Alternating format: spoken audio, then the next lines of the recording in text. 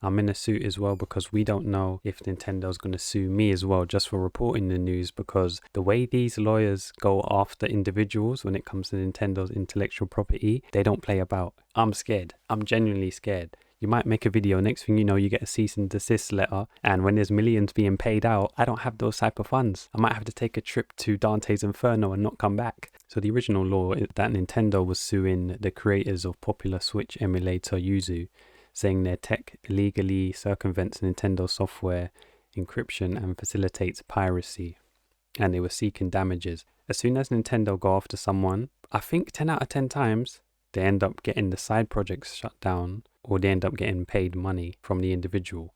Yeah, because there was an individual that was doing, what was it, Nintendo Switch, like hack selling scheme. And his name, funny enough, was called Gary Bowser. You can't make it up. As far as I'm aware, he wasn't stealing princesses and going back to his castle. But yeah, he got sued for 10 million.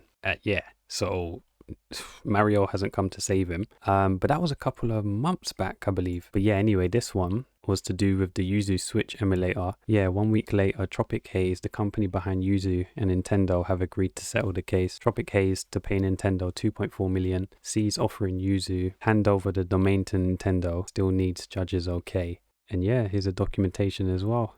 2.4 million to Nintendo. Oh, the thing is, even on Twitter now, there's actually users that, because the GitHub website, they've been ordered to shut that down as well with the source file. But people saved it just before the site for that particular link went down. So it's going to get spread anyway. Like, yeah, sure, the website might get shut down. They'll have to hand it over to Nintendo.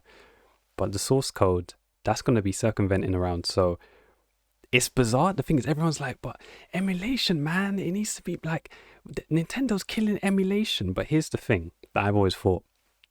If you own the game and you were obviously doing emulation, I think that's okay because you're doing the preservation. You want to keep, digital copy essentially because, it could be stored in your PC. Cool. But when you don't own the game, then you're doing emulation. It's essentially just a freebie for you. And that's why Nintendo was so harsh. They do not play around when it comes to their intellectual property. Sony, on the other hand, as far as I'm aware, don't really do the shutdown stuff. Because I remember back in the PSP days, I used to use PSP Download Switch, that website, Elite. Elite. I used that for Crisis Core and Pro Evolution Soccer. I did own some games, but those ones, yeah, I had to get the ISO file, put that to my PSP. I was living life. Funny enough, I've still got it. I think it's underneath my bed, but yeah, that time period was funny as hell. I think they shut down PSP Download Switch and they're now next gen update. I think I actually just went on there because PSP Download Switch, that site shut down years ago, and then they sent out like an email saying, oh, we're moving to next gen update. I never went on the website. I just literally went on now years later.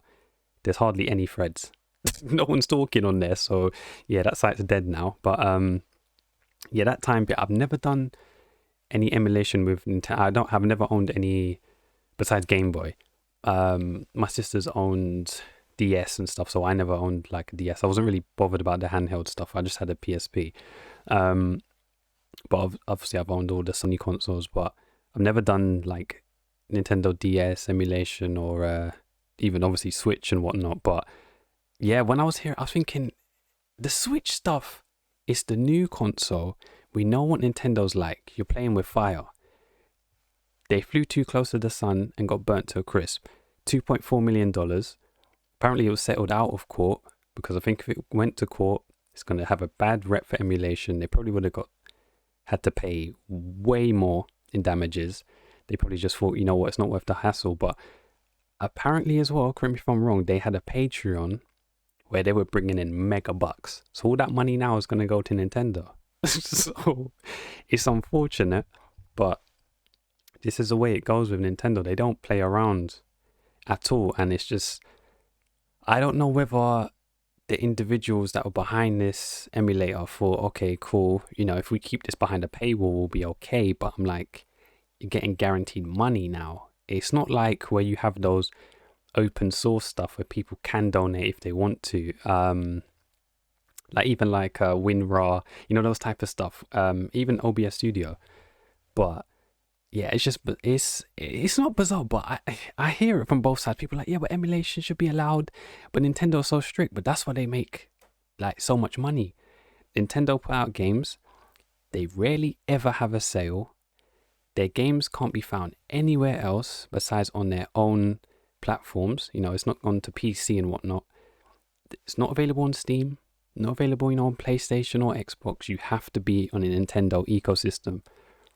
And that's why they make so much money and they're doing so well for themselves. I do think more emulators come out for Nintendo, they're gonna shut them down quick. So I don't know, but the Sony stuff as well, they're obviously going PC.